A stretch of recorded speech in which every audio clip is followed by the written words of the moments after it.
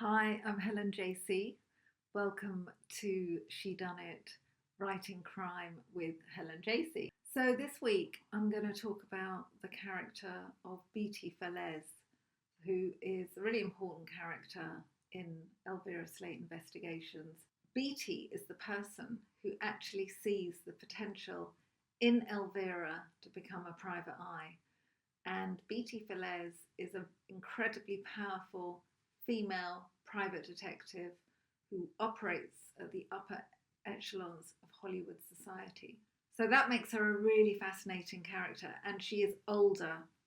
So she is completely legit. She has a lot of power, she has a lot of control, and she really doesn't have to take a gamble on someone like Elvira Slate, but she does. And I think the most important thing for me is that in 1940s noir, we do not see many older women.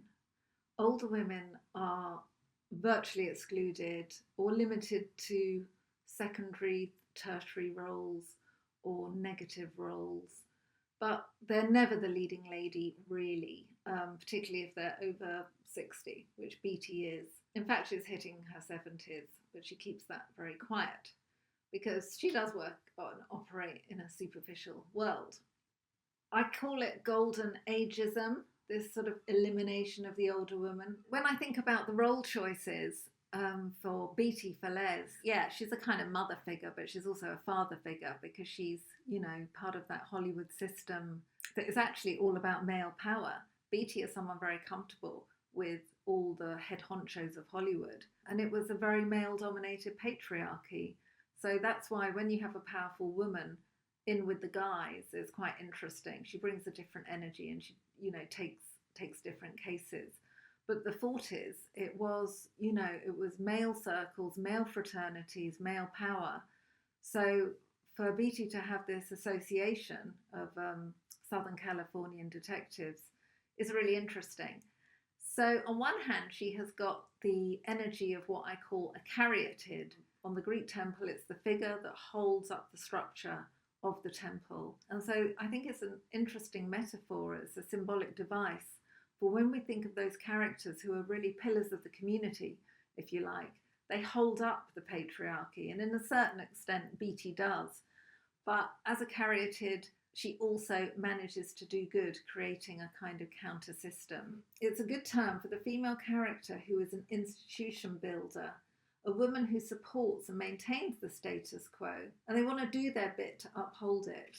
They're basically good in the community, knowing everyone well, keeping an eye out, helping and lending a hand if things go wrong. The caryatid wants solid foundations and tradition. She's got quiet conviction that her way is the right way. These are characters who really have core values that are unshakable. They're a safe pair of hands. They're generally respected by society, and they are relied on by others to step up, when needed. Okay, so her battles are going to be through established and legal means.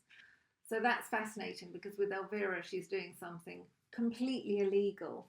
So it's like that stage, and you're older, you're wiser, but you can take more risks. And she thinks that Elvira is worth the gamble. So I think I've chosen her to really have this function of representing older women, giving them visibility in my novels. In fact, there's many older women. She also represents female power in a very patriarchal world. There were women who got to the top, who built empires, who were bosses. So she represents these rarely represented movers and shakers. Some women managed to be in 1940s Hollywood. So she has her detective agency. She has mainly been dealing with cleaning the dirty linen of Hollywood divorces, gossip. She's in with the gossip columnists. She's a fixer at a very high end, and people pay a good price for her to sort out their problems. Why would Elvira go to her? Well, she finds her in the phone book, but more importantly, why would Beatty give Elvira a chance? And I think she's got to the point where, at her age, she wants some meaning. She's thinking about her legacy. She does have a son, but he's just not able to inherit her business at all. So she's looking for a daughter figure, and that's unconscious. I don't think she knows it. But Elvira, she can see through her. She can see that she's done time. She is someone, she can read Elvira like a book, but she sees potential in her, so she wants to mentor her. And that's the start of their friendship. And so she's a really brilliant character to me.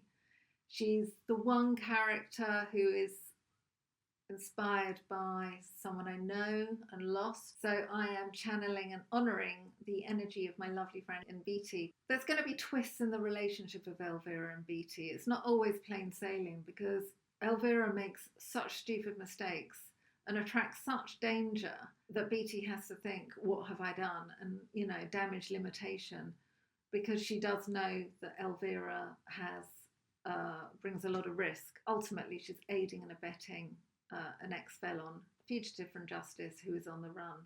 So she's gambling a lot. She's gambling her empire. But I think in a way it's a risk worth taking because she wants to do good and she wants to, help someone else.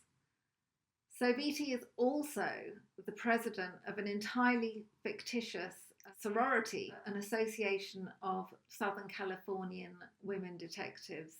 So this didn't exist, of course, because I don't think there were female detectives en masse, certainly not to, form an association.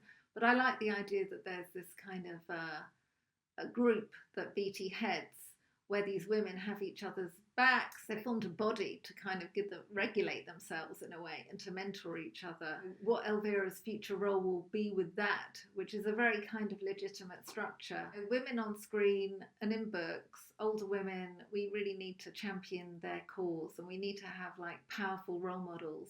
And I think for me, Beatty is someone who, she's flamboyant, she's over the top, she wears like big flouncy outfits. She likes her glamour. She likes her mid-Wiltshire offices. She's privileged, but she has worked her way up, and she's also come from the deep south. So her whole past is really, really characterful. So we all need a mentor. We all need a Beatty Falaise in our lives. We all need somebody who will, we can turn to, who has it all together. She's the future. She should have stood for president of the USA.